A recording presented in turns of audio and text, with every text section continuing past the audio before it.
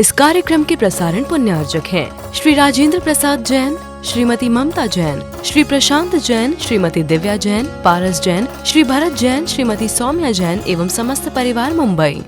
आगत कर्मों की निर्जरा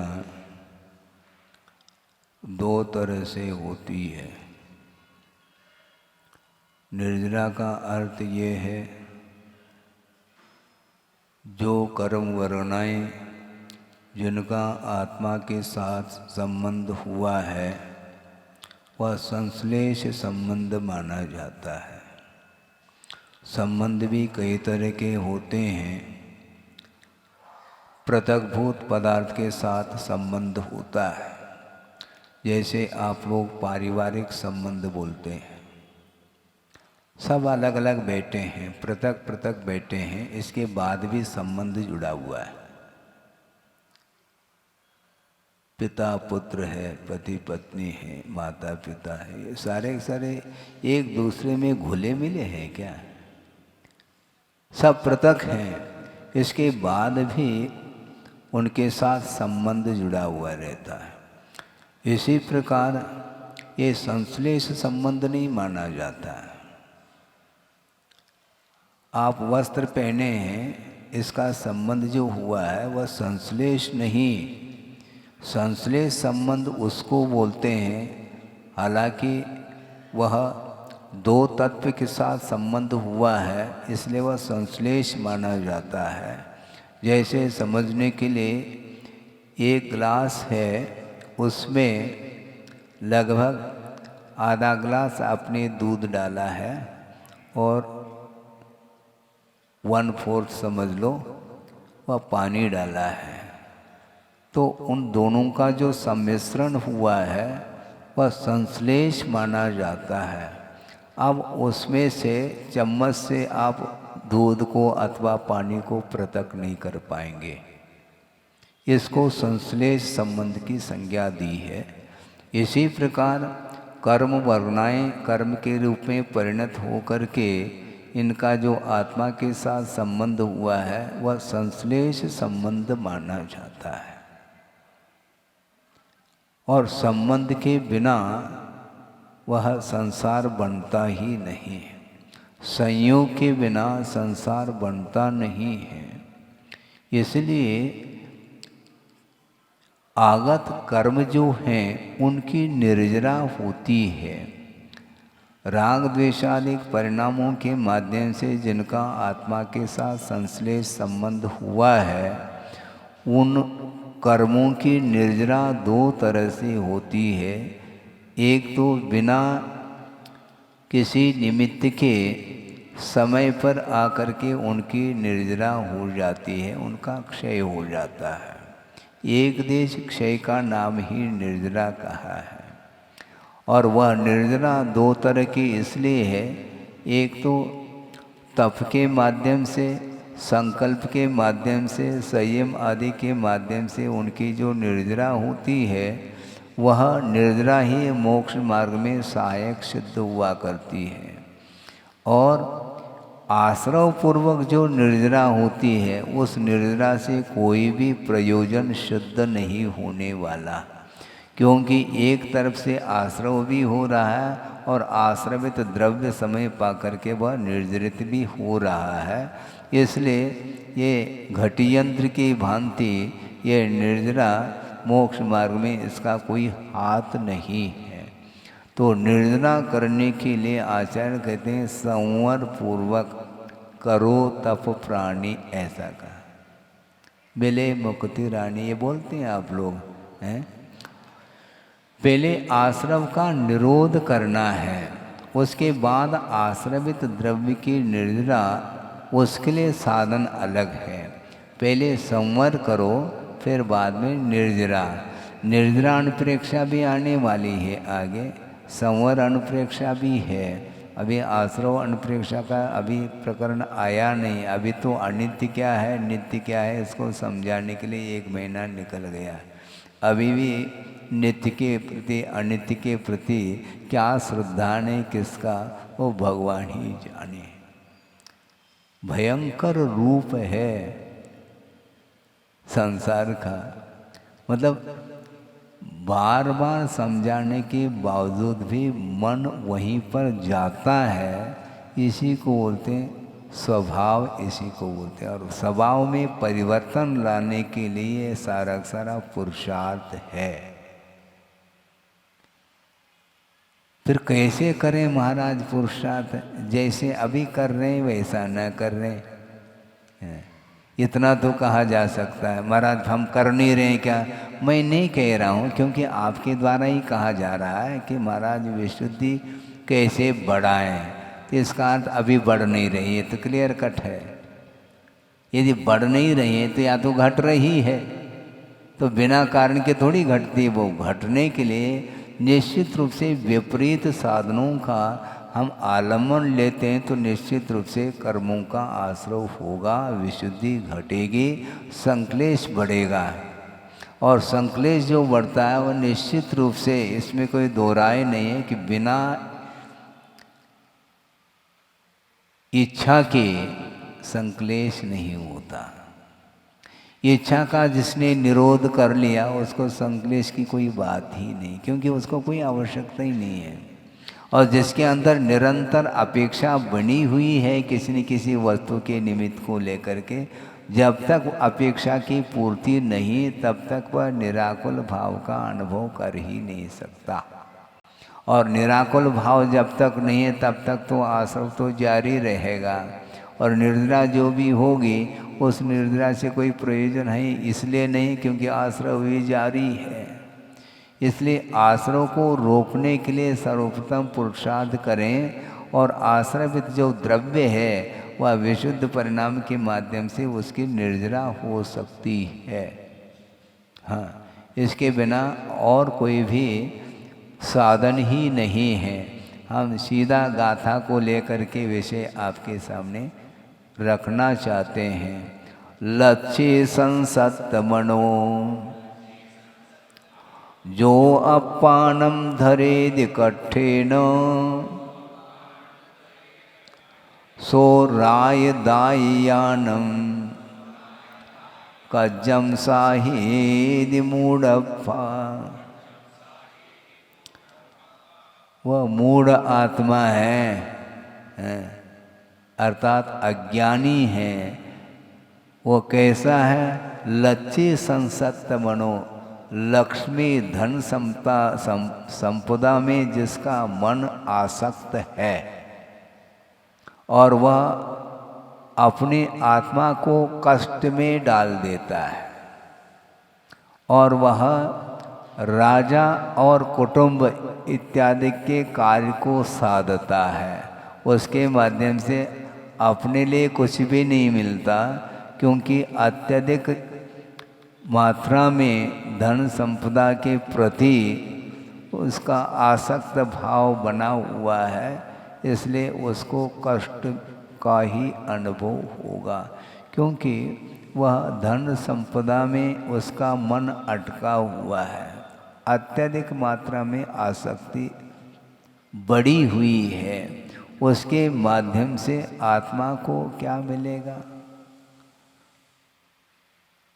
कठिन धरदी, वह आत्मा को कष्ट में डाल देता है। आसक्ति के माध्यम से कभी भी आत्मा को सुख नहीं मिलेगा, किंतु एक मान्यता बन चुकी है अनंतकालीन कि पर वस्तु के माध्यम से हमें सुख मिलता है। इस मान्यता को दूर कौन करेगा? महाराज आलम्बन तो हमें लेना पड़ेगा ना। आलम्बन लेना बुरा नहीं, उसके प्रति जो अटैचमेंट है, लगाव है, आसक्ति है, अति तृष्णा जिसको बोलते हैं, वह हानिकारक है। साधन के रूप में ग्रहण करना हमारे लिए कोई अभिशाप नहीं है। साधन को साधन के रूप में स्वीकार करो। साधन में क्या आनंद आता है? आनंद क्या वो साधन है? भोजन करने से भूख मिटती है, भूख को मिटाने के लिए एकमात्र साधन है, और साधन में आनंद का अनुभव कर रहा है वो। भूख मिटाना है क्या कुछ और करना है? भूख से पीड़ा का अनुभव हो रहा है, इसलिए क्षुधा का शमन करने के लिए जो आवश्यक तत्व है उसका सेवन करने के लिए का इतना ही प्रयोजन है।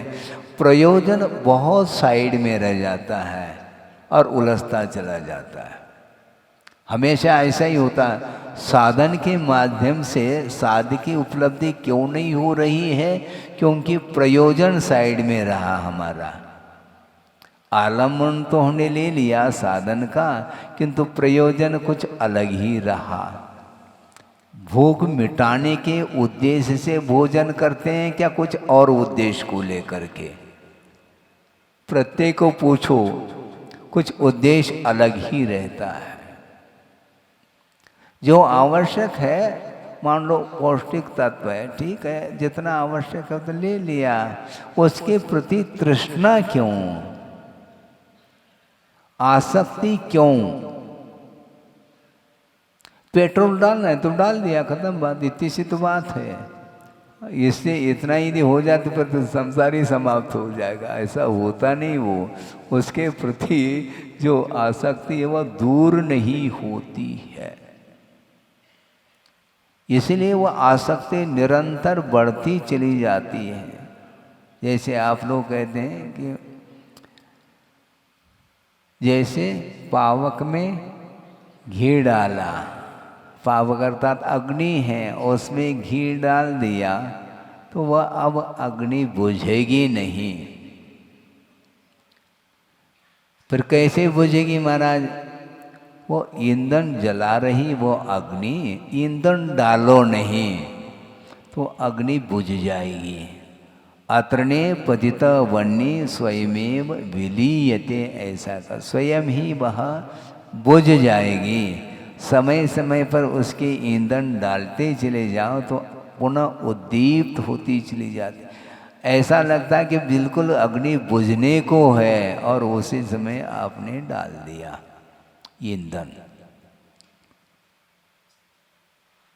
इसलिए आचार्यों ने जो इंद्रिय सुख है उसके लिए क्या कहा है मालूम है? मोह दाव वन्नेर महेंद्रनम कहा। मोह रूपी दावाग्नि को उद्दीप्त करने के लिए वह पंचेंद्रिय संबंधी जो विशेष सुख है वह ईंधन का काम करता है। महेंद्रनम, बहुत बड़ा ईंधन का काम कर रहा है। हाँ, अक्ष सौख्यम, इंद्रियों के माध्यम से उत्पन्न होने वाला जो सुख है वह मोह रूपी दावाग्नि को प्रज्वलित करने के लिए महान ईंधन का काम करता है। मोह को मिटाना चाहो, हो तो बोल देते हैं मोह को मिटाना चाहते हैं, तो ईंधन डालते क्यों जा रहे हैं आप? है मोह रूपी अग्नि यदि प्रज्वलित होगी तो पंचेंद्र के विषयों के माध्यम से वह मोह और प्रज्वलित होती चली जाएगी। उल्टा काम करता है संसारी प्राणी, सीधा नहीं करता वो। इसलिए संसार का स्वरूप ही विपरीत है। हाँ, वो हमेशा विपरीत दिशा की ओर ही जाता है, उसकी दिशा ही अलग है। और मोक्ष पथ, मोक्ष मार्ग जो है ठीक विपरीत है संसार से, और संसार से ठीक विपरीत मोक्ष मार्ग। ये दोनों मार्ग है एक दूसरे के विपरीत हैं। और संसार से ऊपर उठना तो चाहते हैं, किंतु सांसारिक जो सामग्री है उसको और बटोरते चले जा रहे हैं हम। आसक्ति कम नहीं हो रही, और की जो भूख है, उस भूख को जब तक आप शांत नहीं करेंगे तब तक कभी भी विकास की बात संभव ही नहीं। इसलिए लच्छी संसक्त मनो, संपदा में जिसका मन आसक्त हुआ है वही व्यक्ति आत्मा को कष्ट दे रहा है, स्वयं ही कष्ट दे रहा है, दूसरा देता है ऐसा बोलता है। ये विपरीत मान्यता है। सुख में भी विपरीत मान्यता है, जो दुख उत्पन्न हो रहा है उसमें भी विपरीत मान्यता है। तो संसारी प्राणी के हमेशा विपरीत ही मान्यता होती चली जाती है। दुख उत्पन्न होता है तो इसने मुझे दुख दिया है, और सुख उत्पन्न होता है तो मैंने कमाया है। मैंने पुरुषार्थ किया है, इसमें दूसरे का कोई हाथ नहीं, और दुख हो गया तो बस इसने मुझे ऐसा किया। सिर औरन के धरता वाली बात है, स्वयं करता है और दूसरे के ऊपर आरोपित। ये सब क्या है?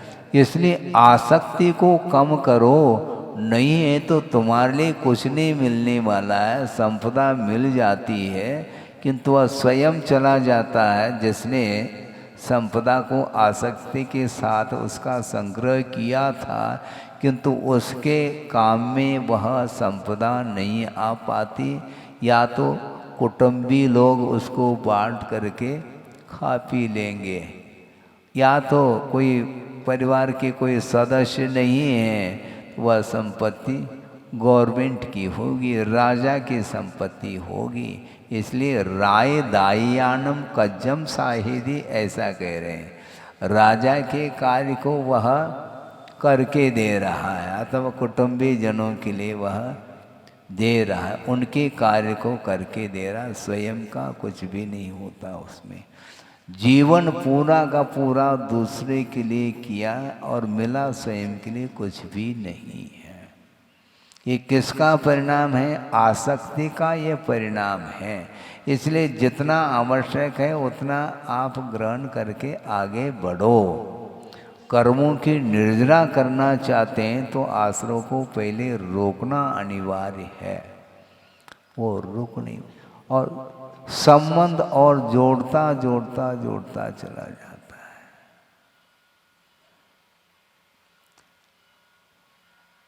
उपयोग लगता क्यों नहीं है?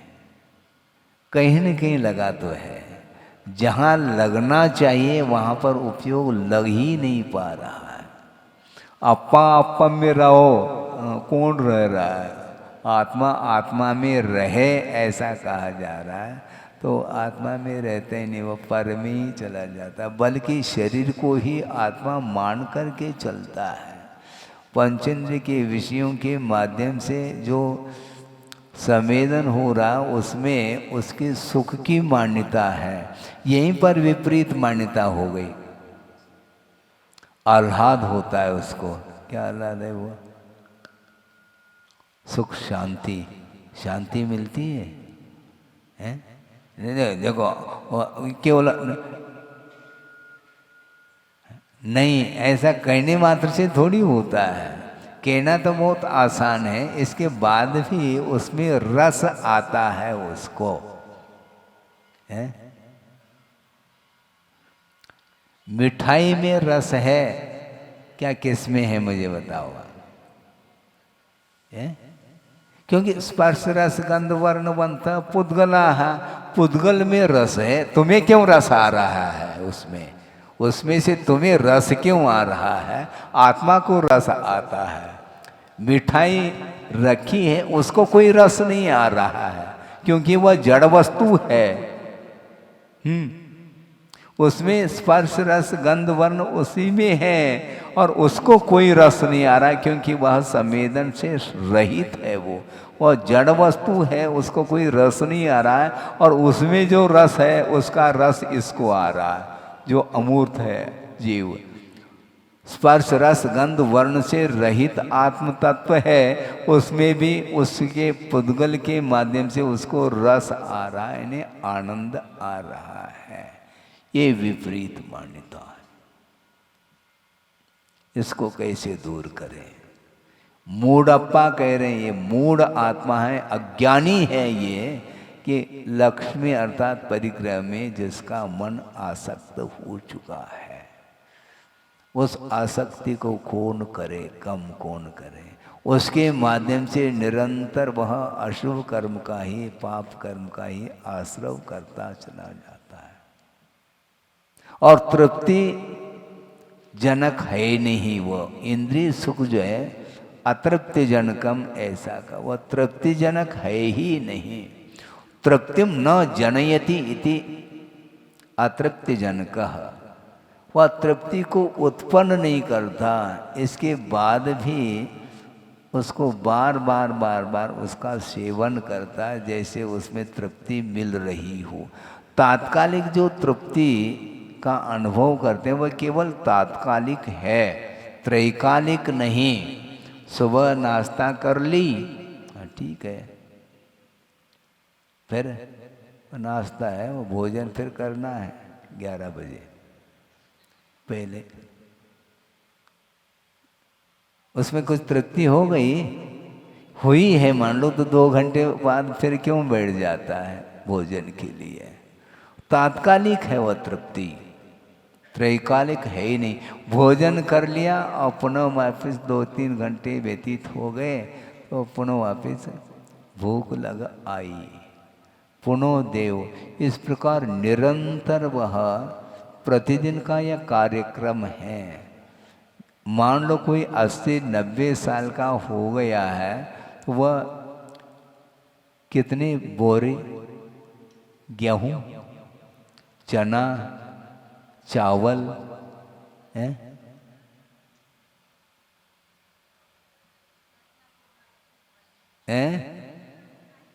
खूब भरी, लेकिन फिर भी भरने में लगा हुआ है वो। 80-90 साल में ट्रक के ट्रक अंदर पहुंच गया और निकल गया, खत्म। इसके अलावा हुआ क्या? और फिर भी उसमें आनंद और आ रहा है, विपरीत और मान्यता। नमक एक बार में तो थोड़ा एक चुटक, लेकिन जिंदगी भर कितना खाया, कितने किलो, लेकिन एक साथ नहीं खा सकता नमक, 1-8 किलो नहीं खा सकता वो। लेकिन इस प्रकार वह करता रहता है। इन्हें पांचों इंद्रियों के वशभूत जो होता है उसकी यही दशा होगी। इसलिए मैं ये कह रहा था कि साधन को साधन के रूप में ग्रहण करना चाहिए और उसको साध्य मान करके ग्रहण करते हो क्या? तो साधन है तो जितना आवश्यक उतना ले लिया, उसमें आनंद नहीं आना चाहिए। साधन में क्या आनंद है? भूख मिटाना था, मुठ मिटाने के लिए ले लिया, बस हो गया। नहीं, उसमें आनंद आ रहा है।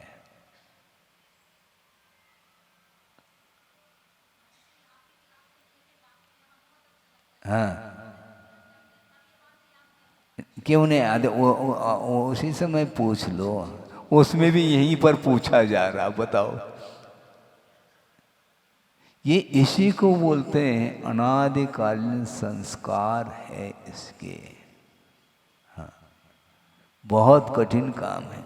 सम्यक दर्शन प्राप्त करना तो दुर्लभ है ही, किंतु सम्यक दर्शन प्राप्त करने के बाद भी उसकी दशा विचित्र दशा होती चली जाती।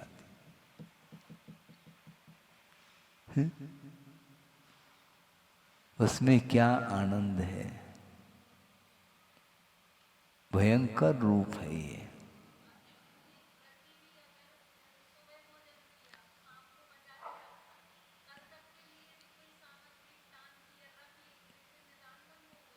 सुनो तो क्या समस्या ये है कि भोगों की आकांक्षा।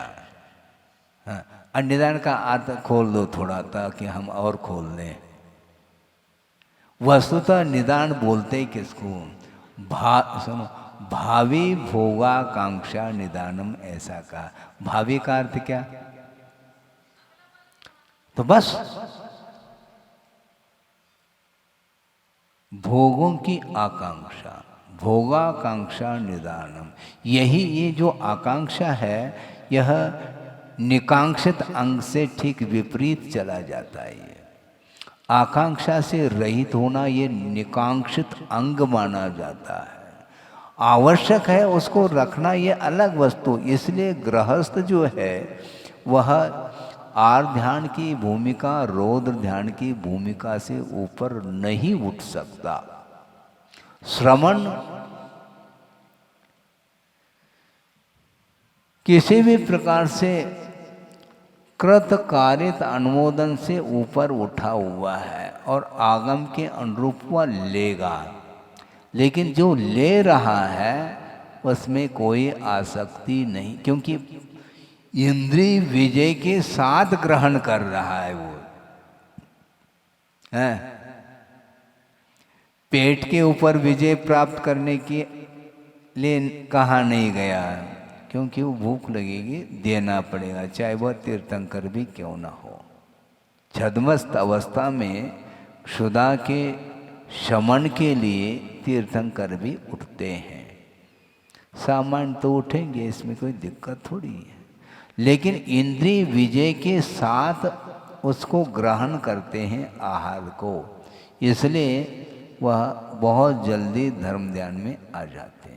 लेकिन गृहस्थ के वश की बात नहीं है वो। हाँ, फिर भी जितना बन सके उतना कम करने के लिए कहा जा रहा है, क्योंकि उसमें यदि आनंद आ रहा है इंद्रिय सुख में, वह क्या है, वो रौद्र ध्यान है, ये कहा है नहीं है, धर्म ध्यान है वो। धर्म ध्यान में तो आधा आनंद कम आ रहा है, बल्कि आ ही नहीं रहा है, और रौद्र ध्यान इसमें आनंद आता है उसको, हिंसा में आनंद। हाँ, क्योंकि जो बनाते हैं उसे बिना हिंसा के कोई भी सांसारिक कार्य नहीं हो सकते। एक भी ऐसा कोई सांसारिक कार्य नहीं है जिसमें हिंसा नहीं होती हो, और उसमें और आनंद मान रहा है। ये भी इसलिए हमारा कहना है कि ग्रहण करना है, क्योंकि उसके बिना चलेगा नहीं शरीर है, और धर्म ध्यान करने के लिए एक शरीर जो है सहयोग देता है, सहयोग दे रहा है, तो उसके लिए ग्रहण करो, साधन के रूप में ग्रहण करो, उसमें आनंद नहीं मानना चाहिए। यदि आनंद मानते हैं तो वह साधन नहीं, फिर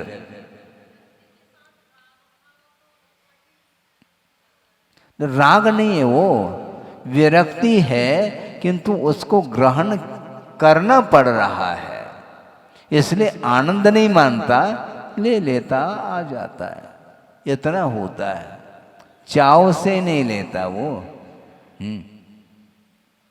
भगवान की भक्ति तो चाव से करो, चाव क्या बोलते, भाव भक्ति से, चाव शक्ति से ये करो।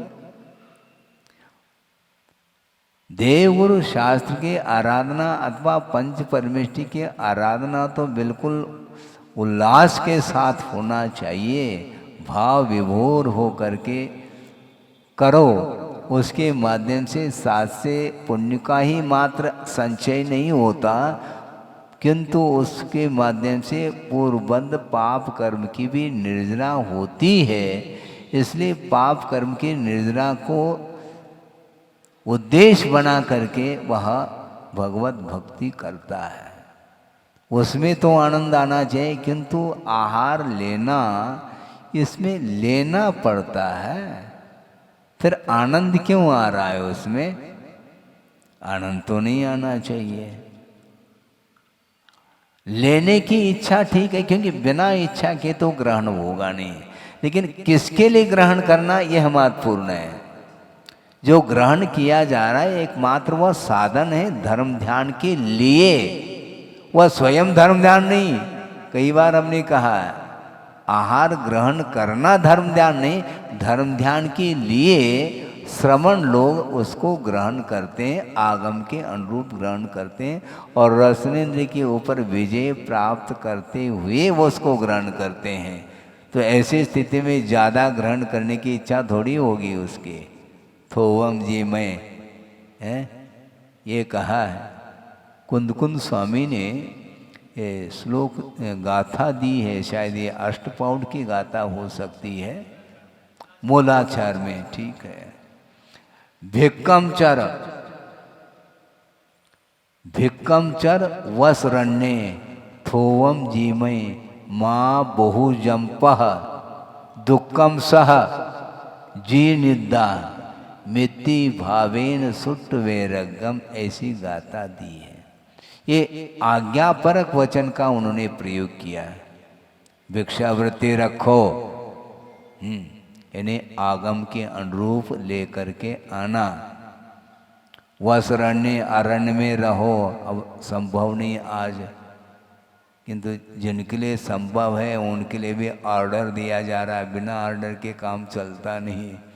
तुम्हें रहना चाहिए वन में, तो कोई रहता नहीं, रहो वहाँ पर।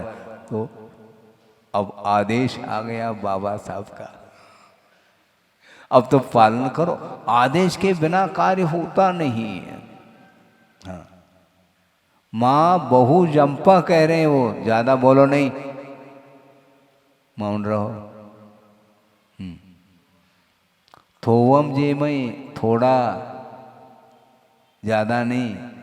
अयभत्त भोजनाए नहीं, अति मात्रा में भोजन नहीं, मात्रा मासी। माँ जो परोसती है वह वही शिशु का पालन पोषण कर सकती है। पिता के वश की बात नहीं, वो ज़्यादा खिलाता है।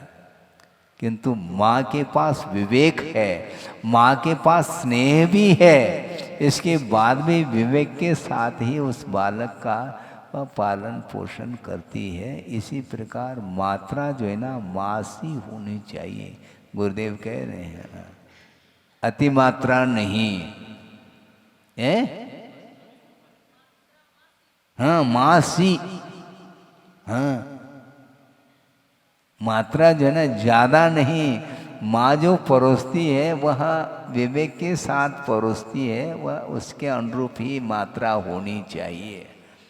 क्वांटिटी प्लस क्वांटिटी दोनों को ध्यान में रखना चाहिए। क्वालिटी भी सुपर क्वालिटी और क्वांटिटी भी अच्छी मात्रा में। तो गया फिर वो, फिर रुग्ण हो जाएगा। जो एक बार भोजन लेता है वह योगी माना जाता है, जो 2 बार लेता है वह भोगी माना जाता है, जो बार बार लेता है वह रोगी माना जाता है। हॉस्पिटल जाओ, पूर्णायु, भाग्योदय जाओ, बार बार क्यों लेते हो हैं? ही इसीलिए इसमें आनंद क्यों मानते हो? विषय सेवन में हिंसा हो रही है, पाप हो रहा है, तो पाप के कार्य में आनंद आना यही तो रौद्र ध्यान है। इसलिए श्रवण लेते हैं, किंतु उस भोजन को वह साधन मान करके ले रहे हैं, इसलिए इंद्रिय विजय के साथ लेते हैं। हाँ, इसलिए आश्रव से मुक्त हो जाते हैं। कर्मों की निर्जरा लेते। एक ऐलक है, पंचम गुणस्थानवर्ती है, जिसके पास परिग्रह के रूप में एक लंगोट है, इसके अलावा और कुछ है ही नहीं। पीछे कमंडो उपकरण है और वह सामायिक कर रहा है। आप सुन रहे हैं? हाँ, वो ऐलक सामायिक कर रहा है। संभव है 5 दिन के लिए उसने उपवास का भी संकल्प लिया है और वह सामायिक कर रहा है एकांत में बैठ करके। किंतु वह जितनी मात्रा में निर्जरा करता है कर्मों की, उससे भी असंख्यात कर्मों की निर्जरा श्रवण आहार लेते समय करते हैं, ये कहा है। तो हम भी ले लें, मगर तुम ले नहीं सकोगे, ध्यान रखो। आप आहार देते समय जो कर्मों की निर्जरा नहीं कर पाते, उससे असंख्यात कर्मों की निर्जरा आहार ग्रहण करते समय श्रवण कर लेते हैं। बहुत रिस्क है ये, लेना भी है और कर्मों की निर्जरा के साथ वह आहार भी उनके लिए कर्मों की निर्जरा के लिए कारण सिद्ध हो रहा है। इसलिए वह भोग्य सामग्री के निमित्त को लेकर के भी वो कर्म निर्जरा कर रहे हैं। और कोई नहीं भी खा रहा है मान लो, किंतु खाने की इच्छा रात दिन बनी हुई है, तो वो कर्म का आश्रव करता है। रोगी जो है ना ज़्यादा खा नहीं पाता, हिसाब से ले कहा है, बेहिसाब दिया है इसलिए रोग हुआ है, अब हिसाब से ले, लेकिन उसकी तृष्णा बनी हुई है, इसलिए आर ध्यान में वह डूबा हुआ है। जल्दी से जल्दी रोग ठीक हो जाए, भगवान मतलब भगवान से प्रार्थना भी कर रहा है, लेकिन प्रार्थना का उद्देश्य तो देखो, हे भगवान जल्दी ठीक हो जाए ताकि मैं आपकी पूजन अर्चन कर सकूं, ये भावना नहीं, जल्दी ठीक हो जाए और दोनों हाथ से। हाँ, इसमें क्या दिक्कत मन, आप भी तो दोनों हाथ से लेते हैं? मुनि महाराज दोनों हाथ से नहीं लेते, कर पात्र में ले रहे हैं, लेकिन लेते समय भी हिसाब से लेते हैं और ईर्ष्या से विनती के साथ लेते हैं, संशोधन के साथ लेते हैं। ऐसा नहीं कि देते ही गट कर लिया, ऐसा नहीं होता। महाराज हमने तो संशोधन कर लिया ना, और दूसरी बात हमने शुद्धि भी बोल दी और आपने विश्वास भी कर लिया, तभी तो आप ले रहे हैं, तो बिना संशोधन के आपको लेना चाहिए नहीं। प्रूफ रीडिंग करने की आवश्यकता है। आपने संशोधन कर लिया, कोई भरोसा नहीं उसमें कुछ भी आ सकता है। संशोधन करेंगे और उसमें मान लो कोई विपरीत तत्व आया है तो अंतराय का पालन करेंगे। हाँ महाराज अंतराय कर ले, क्या क्या आ गया, क्या आ गया, जीव आ गया मान लो, है चींटी नहीं, वो चींटी नहीं महाराज, वो जीरा है। अच्छा, ये पंचम काल की बात है कि जीरे को भी पैर आने लगे, जीव को भी जीरा बोल रहा है, इसलिए जी रहा है, वो जी रहा है, जीरा है इसलिए जी रहा है, वो कुछ समझ में नहीं आता उसको। इसलिए आचार्यों ने कहा कि दाता के हाथ में कभी भी वो देना नहीं चाहिए, क्या आया है। इस कार्यक्रम के प्रसारण पुण्यार्चक थे श्री राजेंद्र प्रसाद जैन, श्रीमती ममता जैन, श्री प्रशांत जैन, श्रीमती दिव्या जैन, पारस जैन, श्री भरत जैन, श्रीमती सौम्या जैन एवं समस्त परिवार मुंबई।